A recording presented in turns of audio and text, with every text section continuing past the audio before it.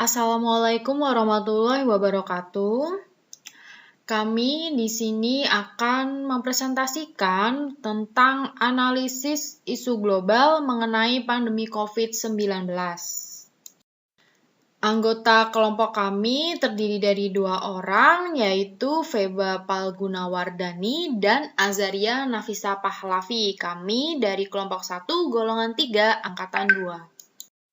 Latar belakang dalam isu pandemi COVID ini yaitu pada 31 Desember 2019, WHO melaporkan kasus pneumonia yang tidak diketahui etiologinya di kota Wuhan, Provinsi Hubei, Cina.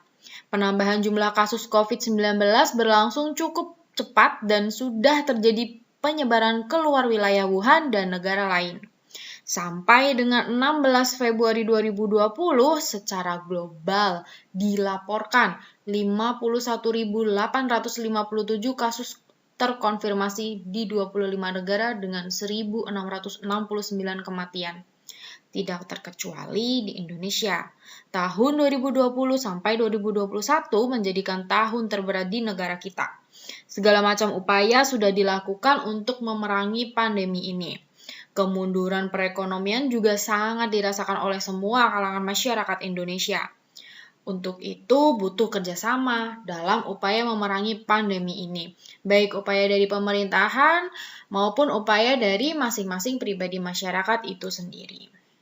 Di sini kami akan mengidentifikasi isu pandemi COVID tadi melalui 4 tahap. Yang pertama dengan metode pentahelix. Di sini kami akan menganalisis isu yang ada sesuai topik.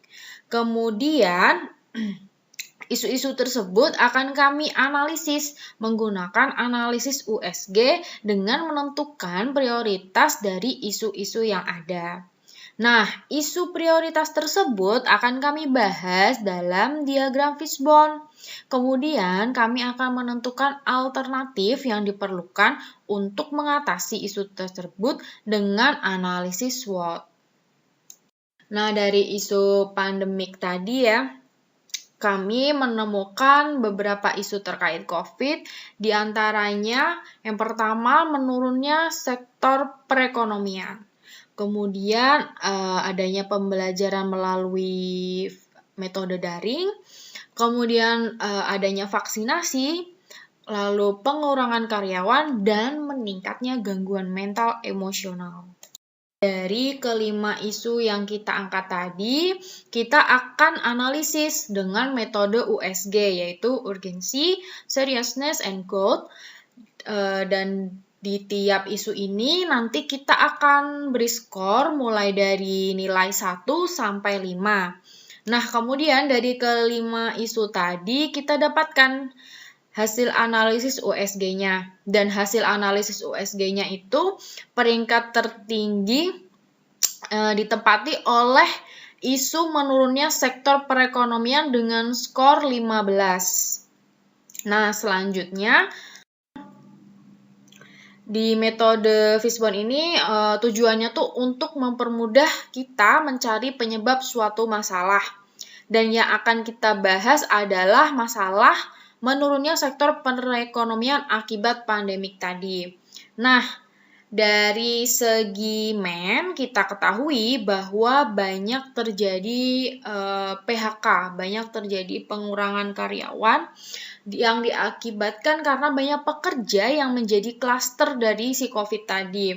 Kemudian dari segi mesin, ini dalam keseharian itu diperlukan swab sebagai syarat administrasi dalam salah satunya dalam distribusi barang, sehingga pengiriman barang pun menjadi lebih lama.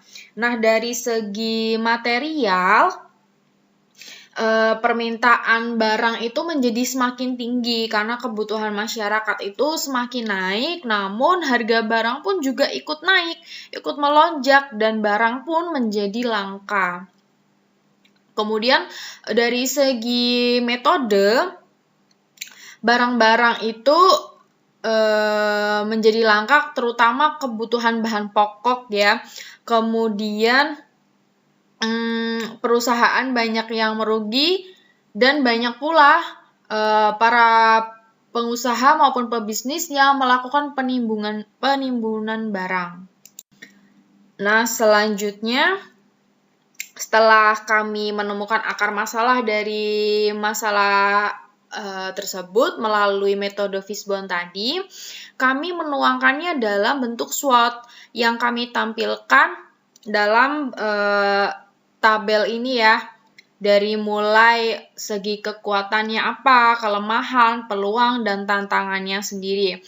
Dari segi kekuatan, dari masalah tadi itu kita menemukan banyaknya bantuan dari organisasi maupun lembaga masyarakat dan pemerintah daerah dalam membantu masyarakat yang terdampak pandemi COVID tadi. Kemudian untuk peluangnya ini menjadi adanya peningkatan tingkat kreativitas masyarakat, kemudian adanya program vaksin gratis dari pemerintah. Walaupun saat ini jumlahnya masih terbatas, namun pemerintah tetap masih mengusahakannya agar si vaksin tadi bisa merata didapatkan oleh masyarakat Indonesia. Kemudian untuk kelemahannya sendiri, nah ini banyak oknum-oknum yang tidak bertanggung jawab dalam penyediaan suplai kebutuhan.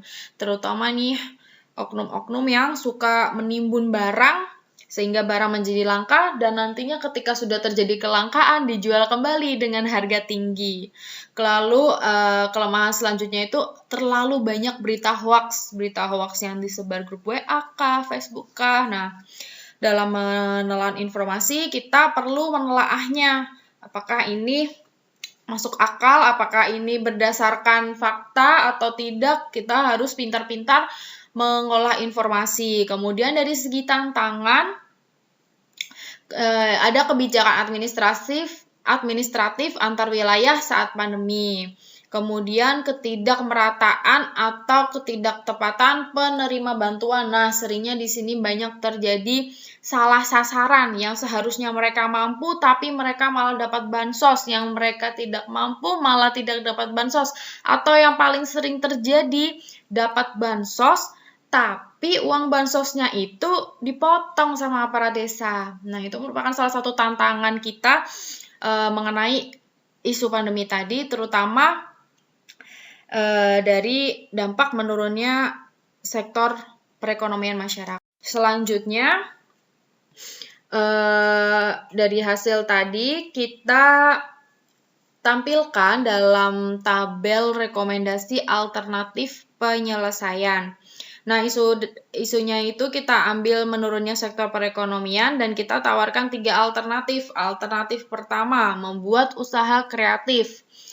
Nah, tahapan dari alternatif pertama ini yaitu membuat produk inovasi yang dibutuhkan saat ini dengan teknik pemasaran yang menarik.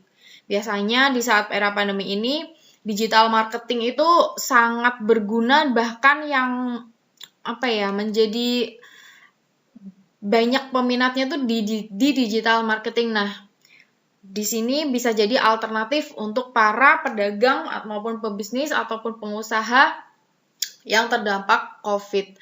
Kemudian hasil yang diharapkan menambah lapangan pekerjaan bagi karyawan yang terdampak PHK ya terutama. Kemudian alternatif kedua yaitu vaksin. Nah, tahapan dari alternatif ini yaitu menggencarkan, mengedukasi, dan informasi tentang vaksin untuk menurunkan angka penularan. Karena saat ini juga masih banyak ya hoax-hoax yang beredar mengenai vaksin. Ada yang katanya vaksin ada chipnya lah, ada apanya lah. Nah, di sini dari tahapan alternatif ini perlu kita mengedukasi kepada masyarakat apa sih vaksin itu, fungsinya apa, manfaatnya apa, supaya masyarakat lebih aware terhadap vaksin tadi dan tidak termakan hoax-hoax mengenai vaksin. Kemudian hasil yang diharapkan, semakin banyak yang divaksin, semakin tercapai herd immunity-nya. Kemudian alternatif yang ketiga yaitu pemerataan bantuan pemerintah. Nah, tahapan alternatif ketiga tadi yaitu mendata warga yang layak mendapat bantuan. Kemudian memastikan nih penerima bantuan tadi itu tepat sasaran atau tidak. Nah, yang diharapkan yaitu mengurangi kesulitan ekonomi terhadap warga yang terdampak pandemi. Nah, untuk pihak yang terkait jelas ya pemerintah daerah. Nah, sekian presentasi dari kami. Apabila banyak salah kata, kami mohon maaf. Wassalamualaikum warahmatullahi wabarakatuh. Terima kasih.